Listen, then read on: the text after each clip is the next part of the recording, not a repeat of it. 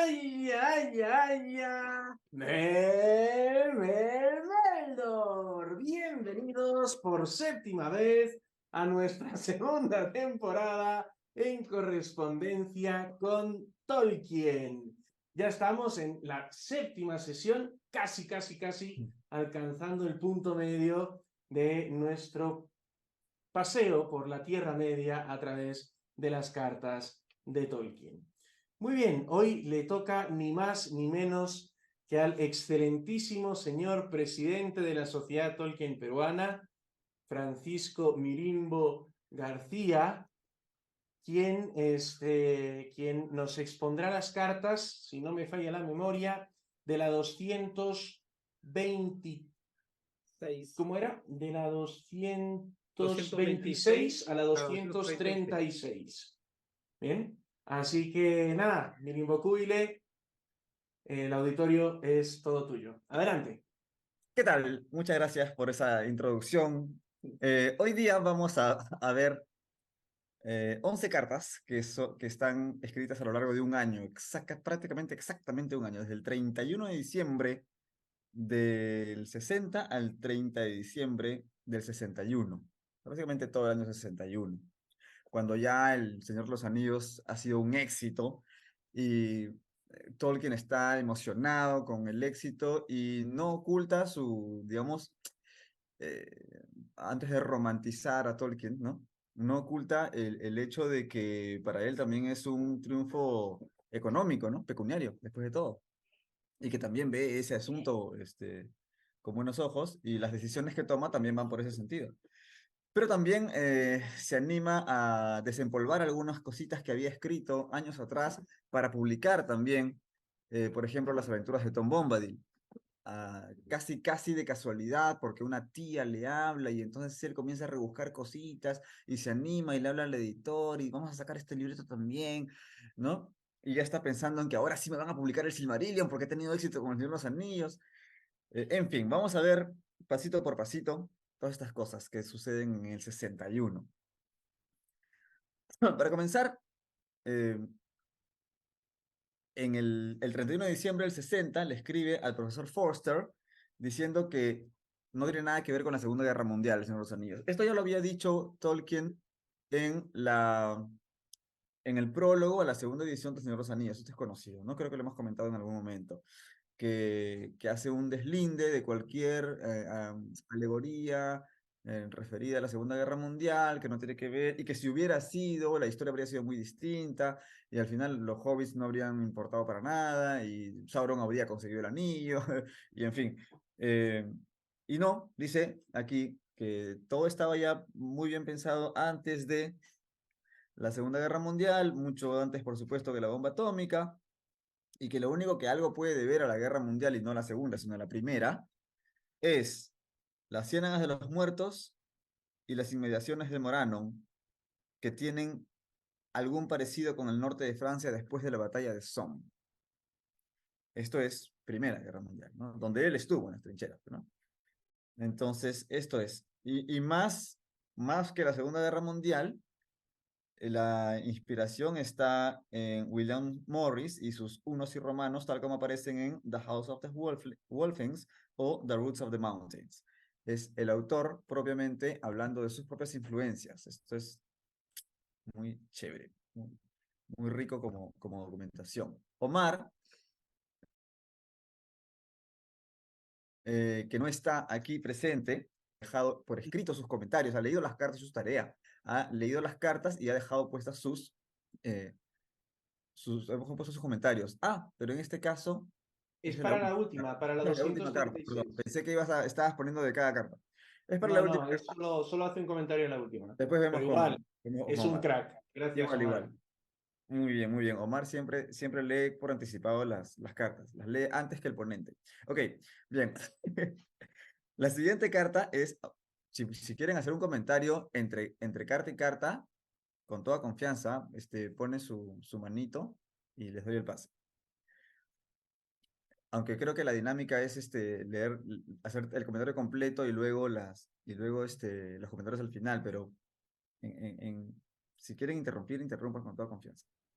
La segunda carta es del 5 de enero a la señora Osen Driver. No sé si se pronuncia exactamente así, no sé cuál es el origen del apellido. Y dice varias cosas aparentemente inconexas, probablemente sea una respuesta a algunas consultas de la señora Driver.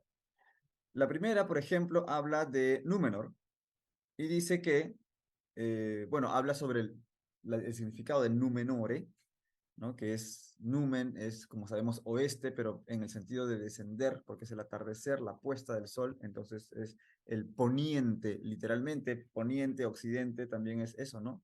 El lugar donde desciende se pone el sol. Entonces es el poniente. Y Nore, tierra, ¿no? El país, la tierra.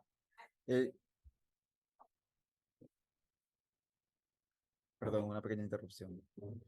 Eh, Nore es la tierra, ¿no? El país. Entonces el país del oeste, la tierra del oeste, westernesse, westerness, ¿no? Tiene que ver algo, por supuesto, con Atlantis. Dice que va a utilizarlas para su propia leyenda de Atlantis, pero no es una cuestión de algún conocimiento especial que él tenga, sino que es algo suyo, ¿ok? Es su propia Atlantis. No es que, lo que pasa es que yo he investigado sobre esto. No, es mi invención, ¿no? No hay ningún problema con esto. Luego habla de Lewis y su Númenor, ¿no? Porque por ahí seguramente iba la pregunta, no tenemos la carta original de la señora, ¿no? La relación que hay entre Númenor de Tolkien y Númenor de Lewis. Y dice, su Númenor deriva por oído de Númenor. Y tenía intención de referirse a mi obra, pero no, o sea, no tiene el mismo origen, ¿no? El suyo está justificado filológicamente, digamos. Pero sí le reconoce a Lewis que si no fuera por él, no habría terminado de escribir El Señor de los Anillos. Lo cuenta aquí en esta misma carta, ¿no? Que debo el terminar El Señor de los Anillos se lo debo al aliento de Lewis, que se escuchó la lectura en voz alta de todo el libro a medida que iba avanzando, ¿no? Y lo iba animando a que continuara y terminara el libro. Y ahora eh, está emocionado porque está comprometido por contrato, ojo, dice, está comprometido por contrato a poner en orden para ser publicada la mitología y las historias de la primera y la segunda edades. O sea que ya había firmado un contrato para publicar el Silmarillion. Y estamos hablando del 61. Y él falleció el 73, 12 años antes de su muerte, escribe esta carta diciendo que está comprometido por contrato a escribir el Silmarillion. ¿Ok? Y menciona lo que justo el otro día comentaba yo con una amiga, es el tono tan distinto que hay entre el Hobbit, el Señor de los Anillos y el Silmarillion. El Hobbit es como que ¿no? El Señor de los Anillos ya se pone más serio, épico, más que el Hobbit, y el Silmarillion es más bien desgarrador, ¿no? Entonces eso es lo que él comenta justamente frente a ciertos críticos de su momento que habían dicho que el Señor de los Anillos era como textualmente lo pone, todos los buenos chicos volvían a casa sanos y salvos y cada cual era feliz por siempre jamás. Eso es textual de un crítico, cuyo nombre no menciona, dice los críticos en general, y pone eso entre comillas, puede ser una paráfrasis de Tolkien, de lo que en general decían algunos críticos, y dice entre paréntesis, lo cual es del todo inexacto, porque no es cierto que todo el mundo vuelve a casa sano y salvo, y que cada cual es feliz por siempre jamás, ¿ok? Pero dice, ahora con el Silmarillion probablemente estarán contentos si se dignan a leerlo, ¿no? Si se dignan a advertir la presencia del libro. Dice. Bueno, la tercera carta es del 24 de enero y habla sobre la traducción al sueco del Señor de los Anillos. Y allí es donde dice, bueno, ahí hay un asunto de dinero, ¿no? Obviamente, me encantaría criticar toda cosa que se hace con las traducciones, ¿no? a otros idiomas de mi obra. Pero ¿qué pasa? No puedo criticarlos mucho porque me conviene que las publiquen, ¿no? Entonces, ¿qué más quiero yo que se publique mi obra en otros idiomas? Obviamente el interés de que se haga esto es sobre todo pecuniario, dice, ¿no? Entonces, si los critico demasiado, de repente se desaniman a publicarlo y no me conviene.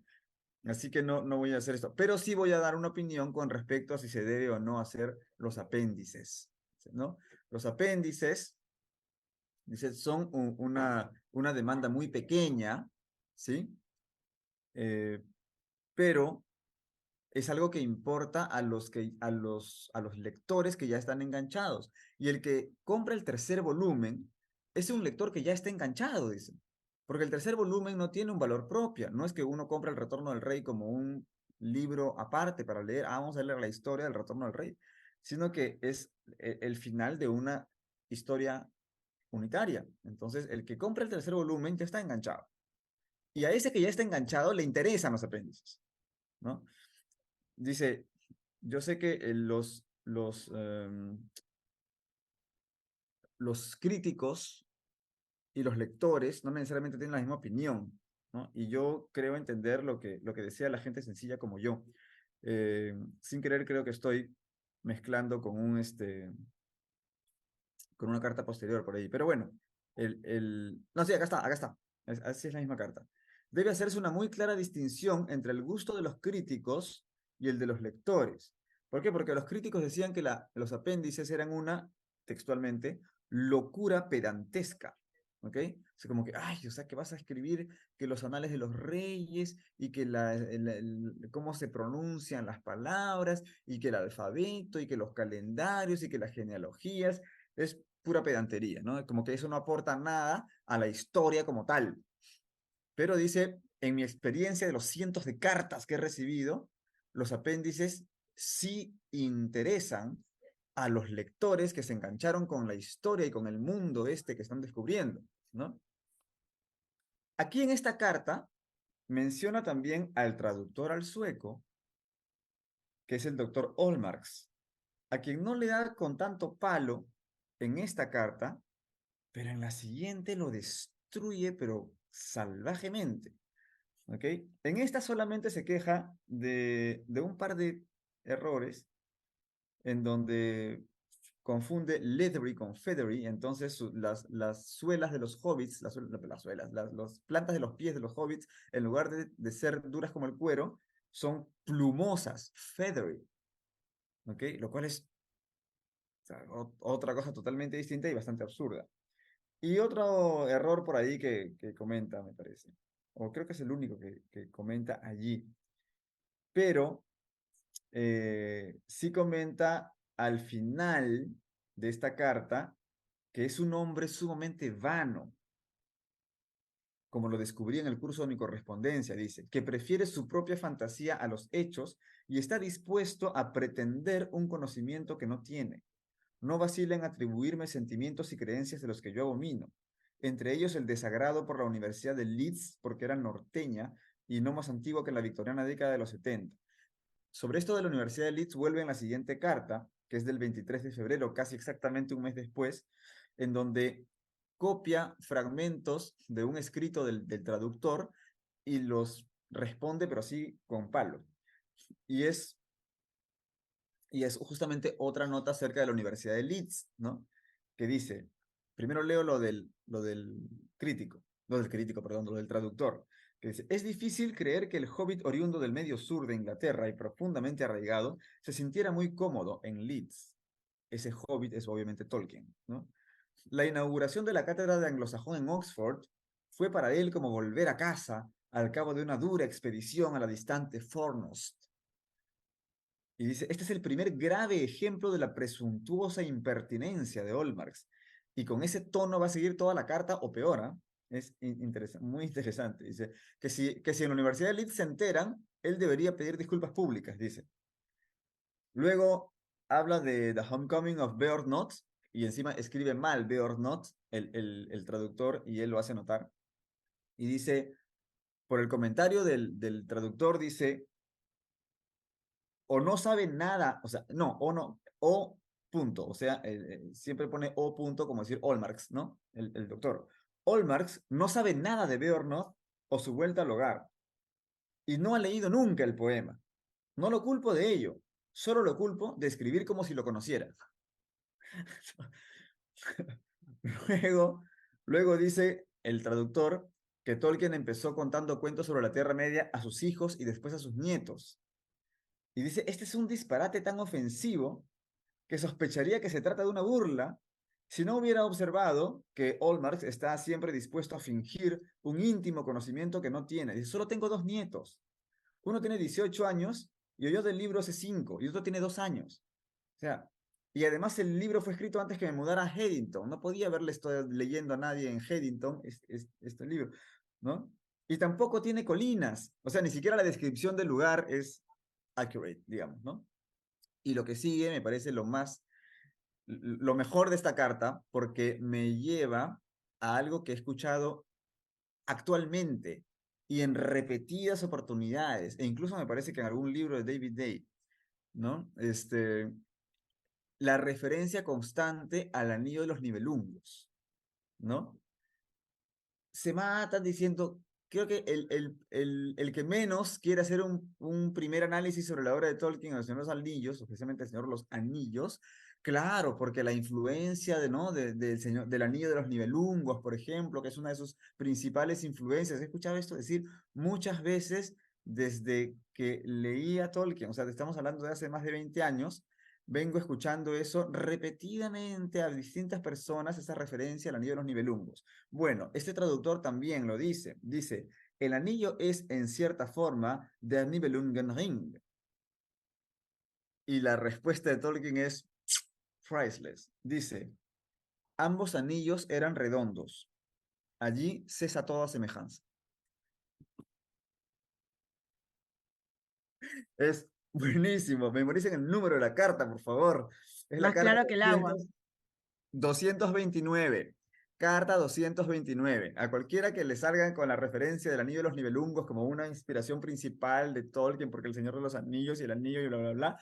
Carta 229. Le estampamos la carta en la cara ahí. Sí, toma, carta 229. Y es, ambos anillos eran redondos. Allí cesa toda semejanza, ¿ok? Y luego sigue el traductor hablando del anillo de los nivelungos, que originalmente fue forjado por fulano y luego por intermedio de sutano pasó por las manos de Mengano y Perencejo y no sé quién y no sé cuántos y no sé qué más. Y al final dice, etcétera. Tolkien empieza su respuesta diciendo, gracias les sean dadas a los cielos por el etcétera. Empecé a temer que apareciera en mi bolsillo el anillo, ¿no? Porque todo el mundo, o sea, por todo el mundo pasó el anillo.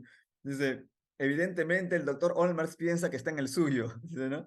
Dice, cualquiera que haya, en resumen, ya hago una buena paráfrasis para no leer todo, en resumen dice que cualquiera que se haya interesado por investigar sobre el anillo de los nivelungos considerará que son disparates lo que está diciendo, ¿no? Este traductor. Luego que habla sobre Tom Bombadil y Gollum, y dice, bueno, son tontos métodos y disparatadas conclusiones del doctor Olmer. Sea bienvenido a la basura, pero no creo que él, como traductor, tenga ningún derecho de volcarla aquí. Y luego habla de Mordor y quizá Stalin y no sé qué tanto más. Y dice, no cabe aquí nada de quizá, repudio por entero semejante lectura que me encoleriza. Y bueno, ya todo lo que ya se sabe, ya hemos comentado en alguna otra oportunidad sobre cómo aborrecía Tolkien estas analogías que se hacían con Stalin y los comunistas y los nazis y no sé qué y no sé cuánto más, ¿no? Por último, dice, hay reminiscencias de viajes a pie hechos en su juventud hasta las regiones fronterizas de Gales. Comentario del traductor. Me encanta porque Tolkien está muy encolerizado, está muy iracundo, pero no pierde la oportunidad de responder con mucha ironía, con mucha gracia, ¿no? Dice, como Bilbo dijo de los enanos, parece saber tanto de mis recodos privados como yo, ¿no? O lo pretende. Nunca caminé por Gales ni sus inmediaciones durante mi juventud. ¿Por qué he de ser objeto de ficciones mientras estoy todavía vivo? Bueno, esperen que me muera, ¿no? Esperen que me muera para empezar a contar leyendas sobre mí, ¿no? Pero estoy vivo, no me inventen cosas. En fin, así termina esta carta. Es muy divertida esta carta, es una de las más divertidas de este Nivel de libro. indignación así, bravo, ¿ah? Voy a hacer un short, dice Jano, sobre esto. Está muy bueno, está muy bueno. Te ayudo si quieres. Bueno, Indignación Prime.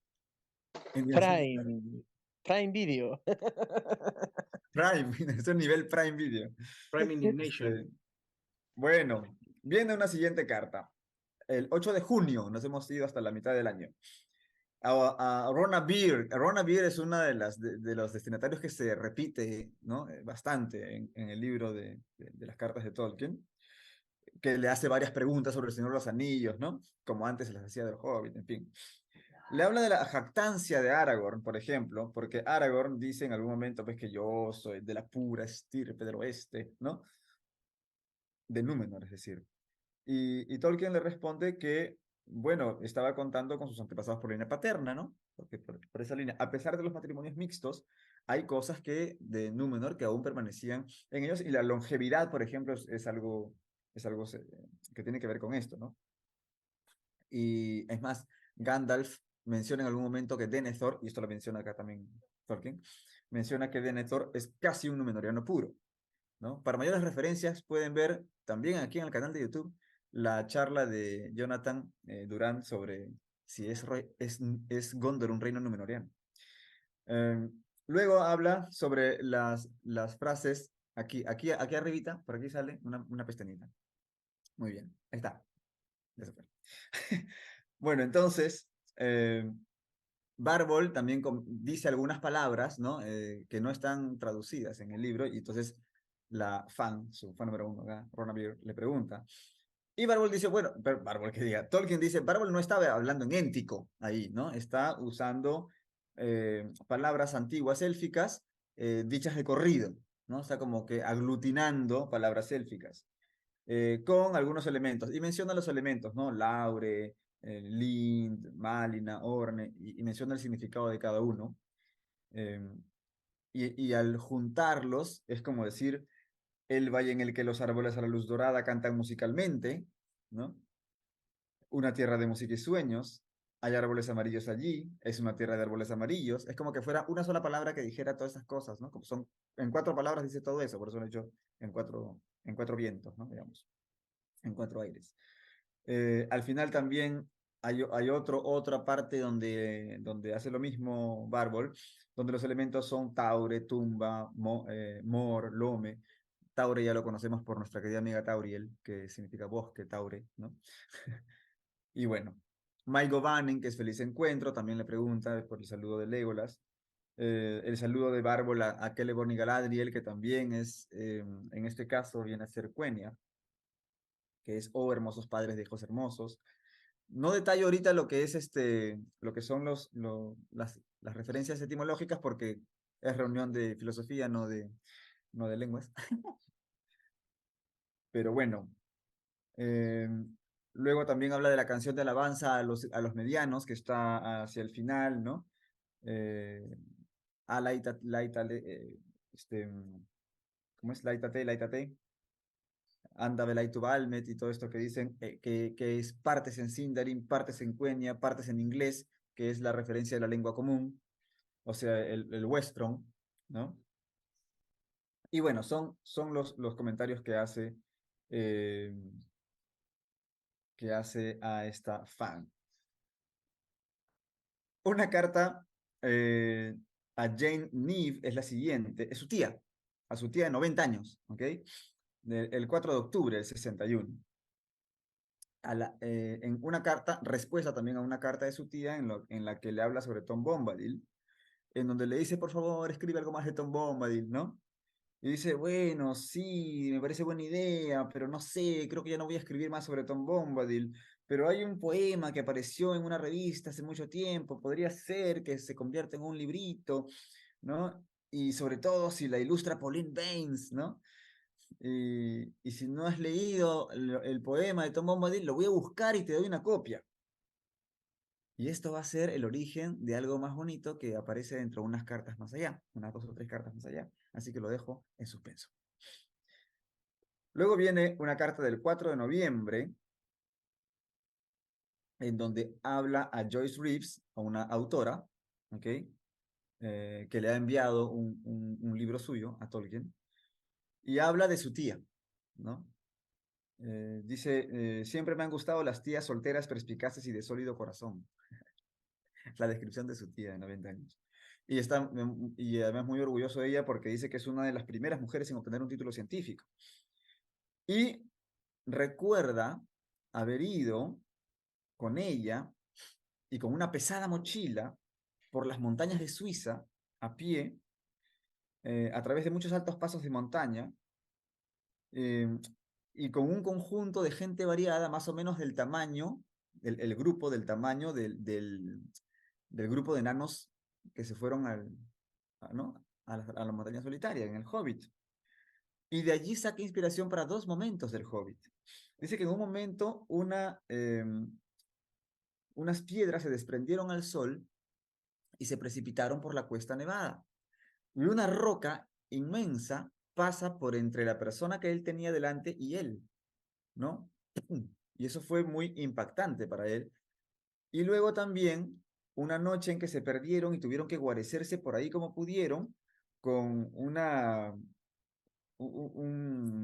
batalla de los truenos, ¿no? Una tormenta y ellos estaban ahí guarecidos en la montaña.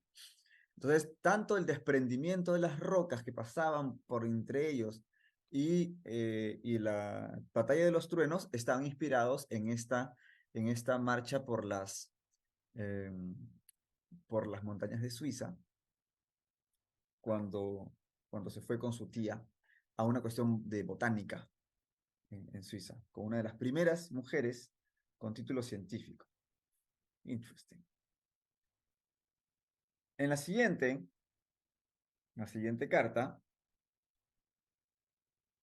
bueno, le habla de su cuento también, pero muy, muy poquito le habla de su cuento, entonces paso a la siguiente carta.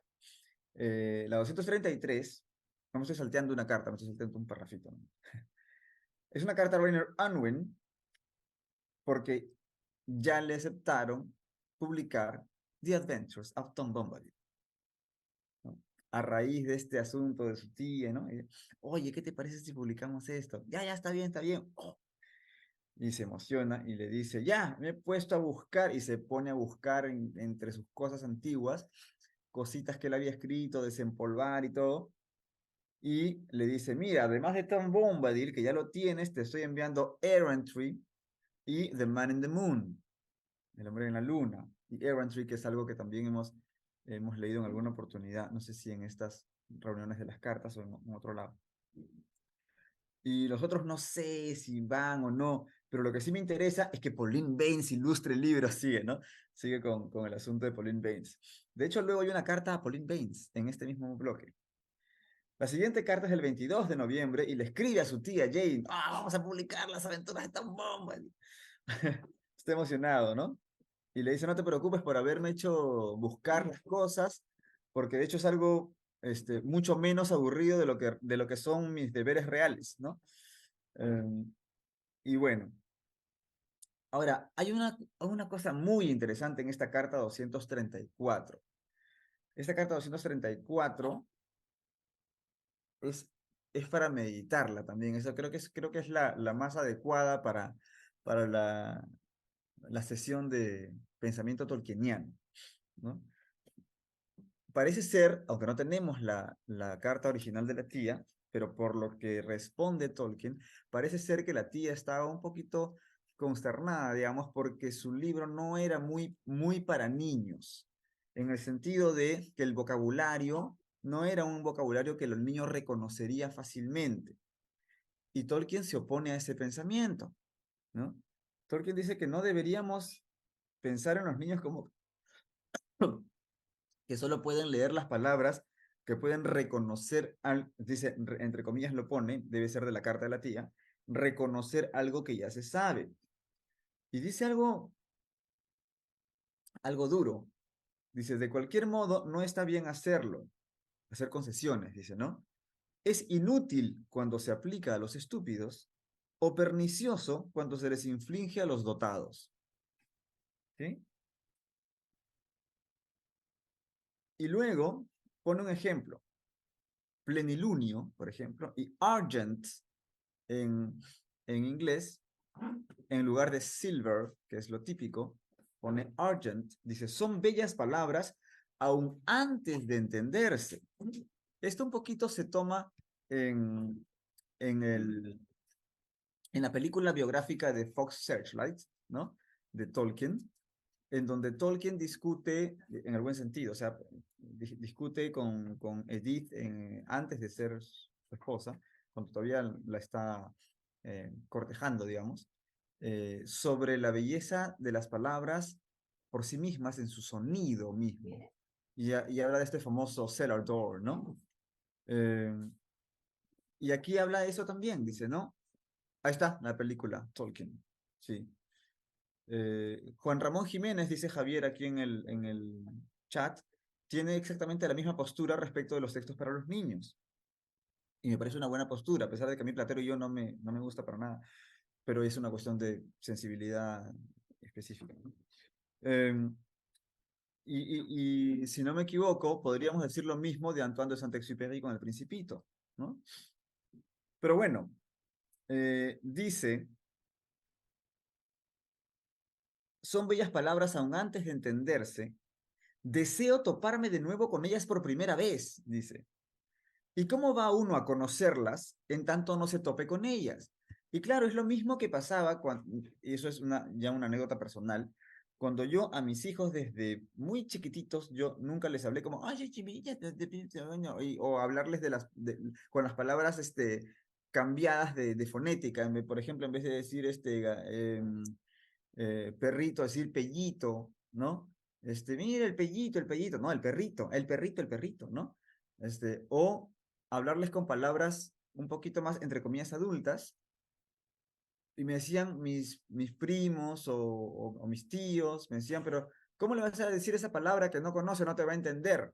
Le digo, es que si siempre le hablas con palabras que conocen, nunca van a aprender palabras nuevas. No tiene sentido, ¿no? Decirles, háblale con palabras que conozcan, porque entonces nunca aprenden palabras nuevas.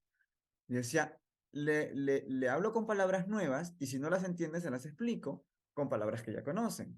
Y así adquieren mayor vocabulario. Y no es porque sean mis hijos, pero tienen muy buen vocabulario.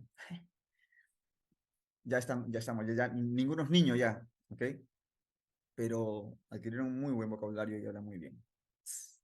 Parezcan mis hijos, ya. En fin. Y eso es aplicable o sea, no porque mis hijos sean superdotados, ¿ok? Sino que los adultos muchas veces spoilean, no sé cómo se dice, echan a perder, ¿no? A los niños al considerarlos de esa manera, ¿no? Como que como son niños, entonces no hay que hablarles de manera que no puedan entender, ¿no? Hay que hablarles de manera que puedan aprender, ¿no? Y es algo más o menos que dice Tolkien más allá, cuando habla del Argent y el Silver, dice, piensan los adultos, ¿no? Que Argent significa plata. Esto debería entenderse mucho mejor en el original y en inglés, por supuesto, ¿no?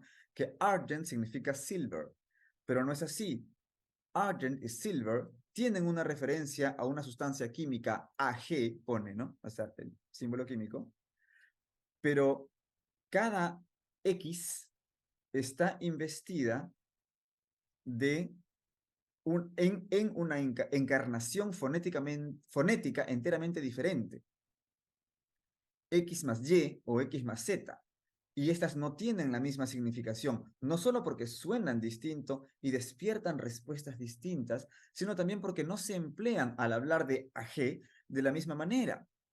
Es mejor, creo, aunque solo sea por empezar, escuchar Argent como sonido tan solo en un contexto poético que pensar solo significa plata.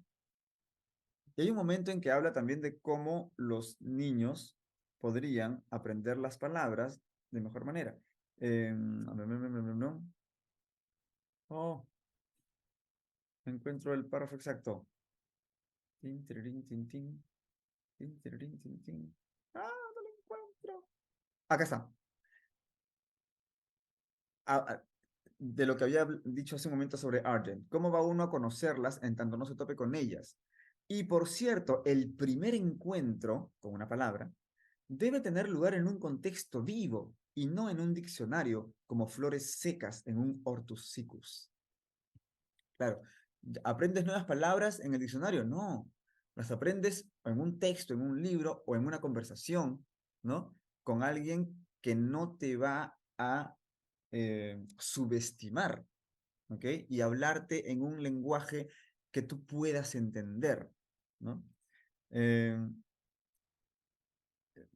Comentario de Javier en el chat. Esa carta es excelente para mostrar a Tolkien como realista integral en contraposición al nominalismo en la disputa filosófica de los universales. Eso lo explicará luego Javier porque yo lo entendí. Él es filósofo, profesor de filosofía. Dice, la significación de las palabras sutiles no puede volverse obvia, pues no es obvia para nadie, sobre todo para los adultos que han dejado de escuchar el sonido porque piensan que conocen su significado. Y ahí viene el asunto de Argent y Silver, ¿no? Disculpen que lo lea un poco en desorden, pero estoy discurriendo, ¿no? por entre el sentido de la carta, digamos. Y hace una comparación con la Biblia en inglés básico, ¿no? La edición de la Biblia en inglés básico. Dice que eso es responsable del hecho de que tantos niños mayores y jóvenes tengan poco respeto y ningún amor por las palabras y vocabularios muy limitados, ¿no? Porque te simplifican la Biblia, ¿no? Dice, y les queda, hay muy pocos deseos por refinarlos o ampliarlos. Más o menos algo así podríamos decir de la Biblia, la edición latinoamericana. ¿Cómo es? Le llaman Biblia latinoamericana, pues, ¿no? Sí, sí. Que también es una simplificación lexical y a veces hasta gramatical, ¿no? De los textos bíblicos, que a veces uno lee y dice, ¿qué? Pero yo recuerdo que esto significaba otra cosa. O sea, tiene otro sentido en el contexto. Entonces, espérate, voy a ver otra versión de la Biblia. Y agarras la Biblia de Jerusalén o una incluso un poquito más erudita, qué sé yo.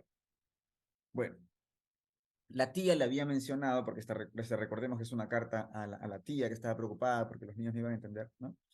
Le habla a la tía del flautista de Hamelin.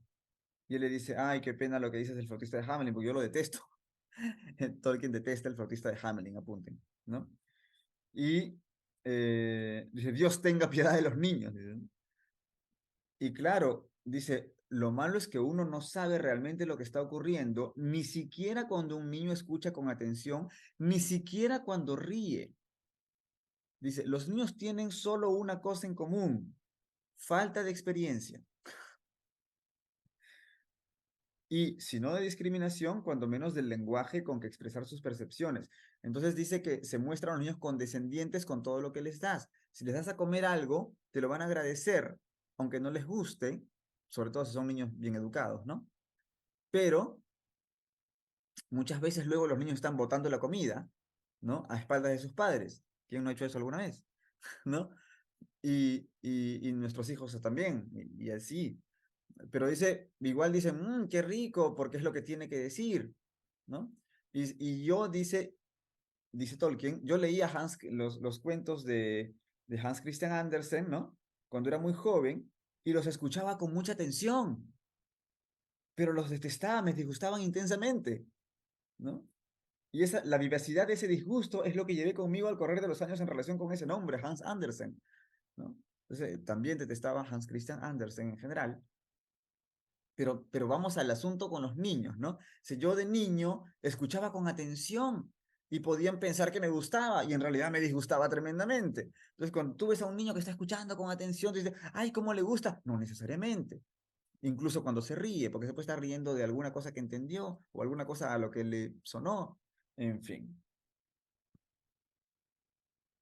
Y bueno, le envía una cosilla disparatada, dice, te envío una cosilla disparatada que escribí solo hace poco como prueba de mi infantilidad. Pero parece que esa cosilla disparatada no está disponible. Quizás sea un poema que escribió y que no incluyó en The Adventures of Tom Bombadil y se ha perdido para siempre.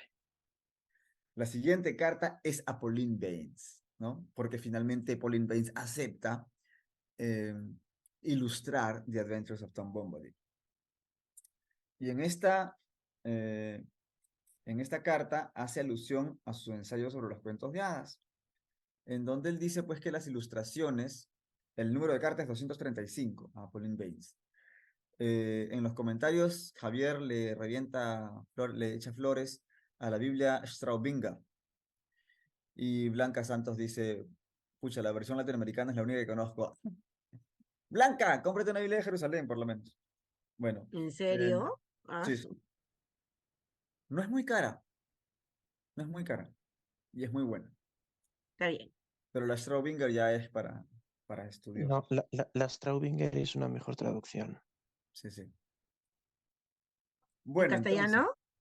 sí, claro. ¿Y dónde lo compro? No en Paulinas. No, Ya luego, luego En, conversamos, luego en- conversamos. en la las hermanas librería. carísimas, las carísimas hermanas Paulinas, no sé, en la librería San Pablo, puede ser, no sé. Ahí, en los comentarios en YouTube, por favor, pongan dónde se puede conseguir la Biblia Straubinger. Gracias. Y ahí lo leerá Blanquito. Bueno, eh, en la carta Pauline Baynes, la 235, eh, habla sobre las ilustraciones en relación a la literatura. Y hace un comentario a lo que dijo en su ensayo sobre los cuentos de hadas, porque de hecho en el ensayo sobre los cuentos de hadas lo que dice es básicamente que la obra, las obras visuales, incluso el teatro, se diferencian de las otras precisamente en que son visuales y ya te imponen una noción, una imagen a tu mente.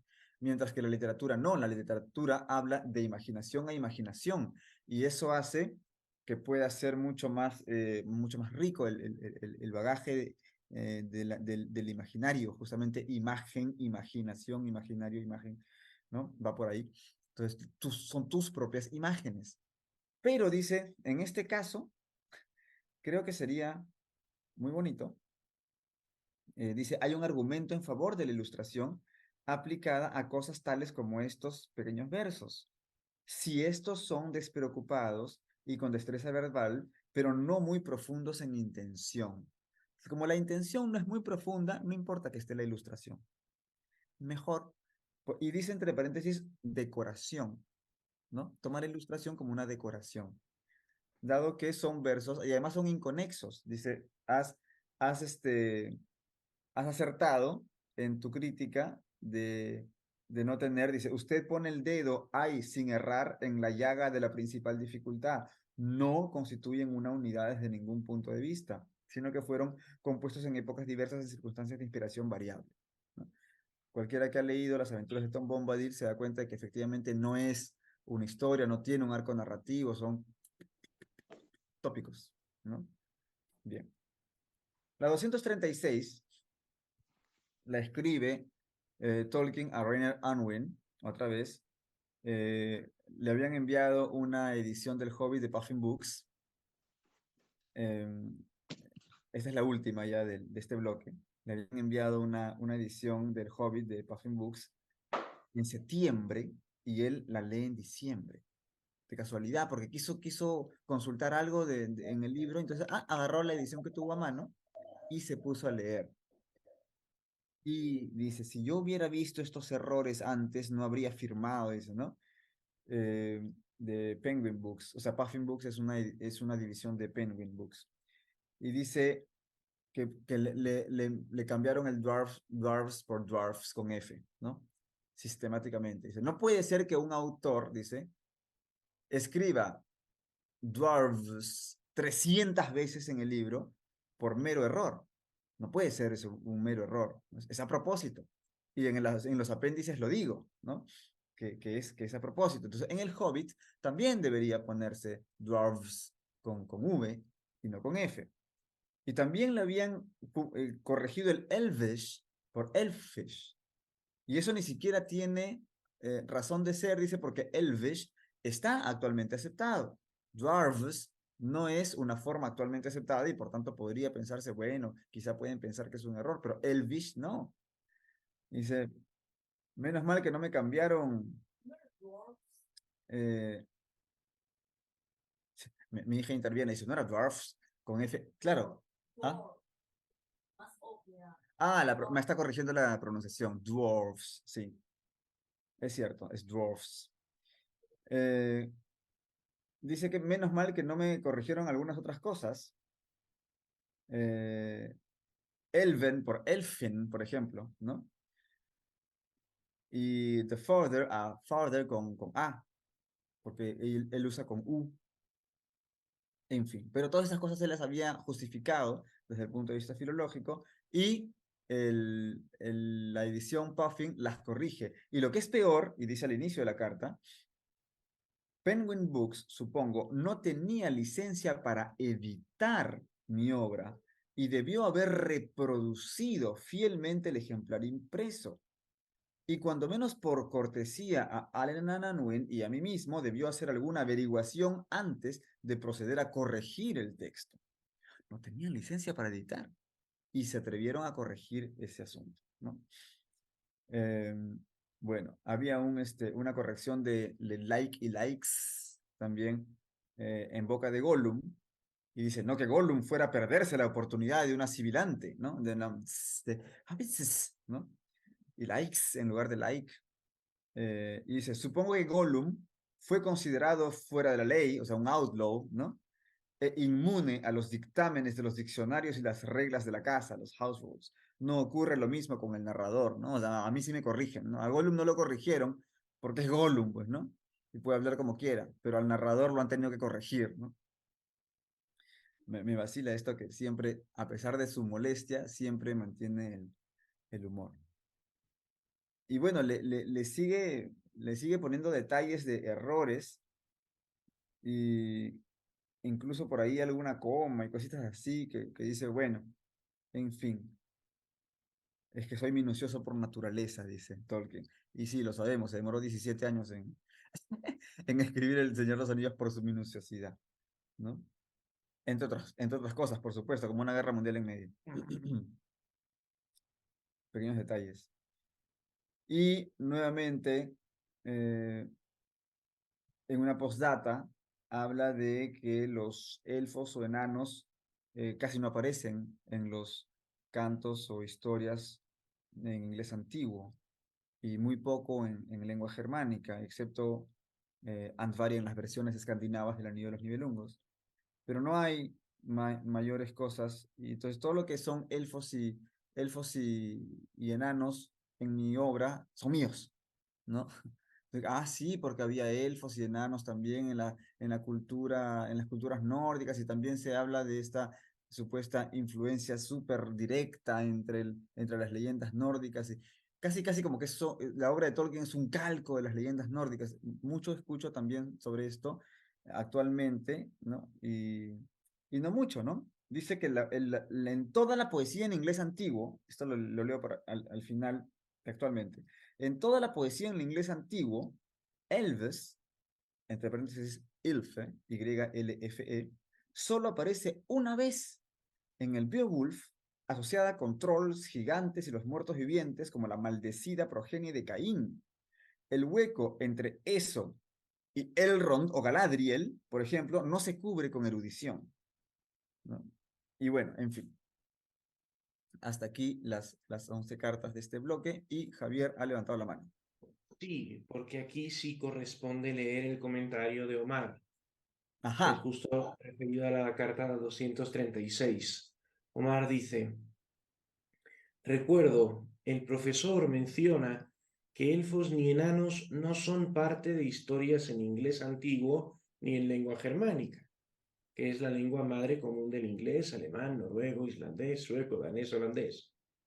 Propiamente, en islandés, la saga de Hervor, donde los enanos Dwalin y Durin crean la espada Tyrfinga, una espada maldita.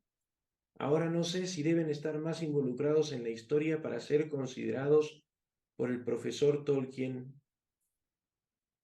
Es su comentario, Ajá. que va justo Y en la línea de lo que comentabas justamente al por ese final. asunto de los nombres. Ah, mira, ahí está. Dwalin, Durin, Gandalf también aparece por ahí.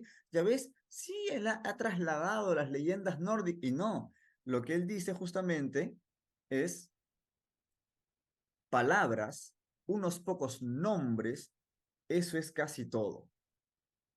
Es una frase textual de esta postdata, ¿no? Claro, él toma nombres porque lo que a él le interesa es la sonoridad de las palabras. Se inspira en el finés para hacer el quenya, se inspira en el galés para hacer el sindarin, se inspira, no es que sean tan bonitos tampoco, ¿no? Y lo que le interesaba era ese Celador, ¿no? Y la sonoridad de las palabras. Entonces, claro, él toma de estas sagas islandesas, por ejemplo, como está mencionando Omar, a la distancia, nombres, ¿no? Dvalin, Durin, ¿no? Pero no las historias o el arco narrativo, las leyendas, no, solo los nombres, porque le suenan a algo que él quiere plasmar en su obra, simplemente, nada más. Genial. Bueno, comentaba Blanca que no había entendido mi comentario respecto de los universales. Esa es la carta, si no me equivoco, la carta 234, ¿no? Mirimbo. Lo de los niños, Sí. sí, la 234. Bueno, podríamos, es que demoraría demasiado tiempo explicar simplemente tranquilo. lo que es la disputa de los universales No, olvídate.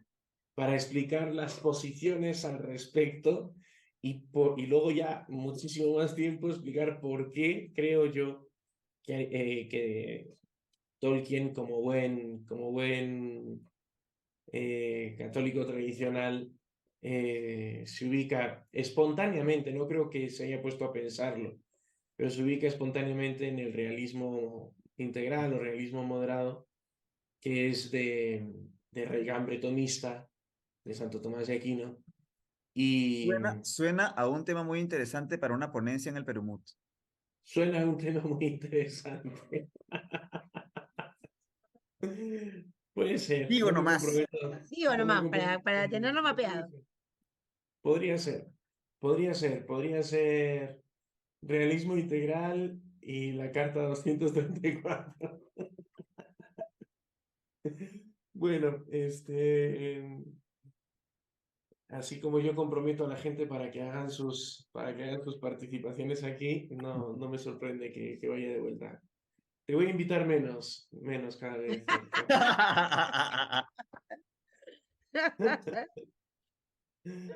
Muy bien, señores. Pues no sé si hay algún otro comentario. Jano, Blanca, Joaquín. Muy bueno, nada, todo bien. Excelente. Excelente. Pues muchísimas gracias a todos. Bueno, nos Gracias a ti. tomaremos foto, pero Yes. despido lo que es la grabación.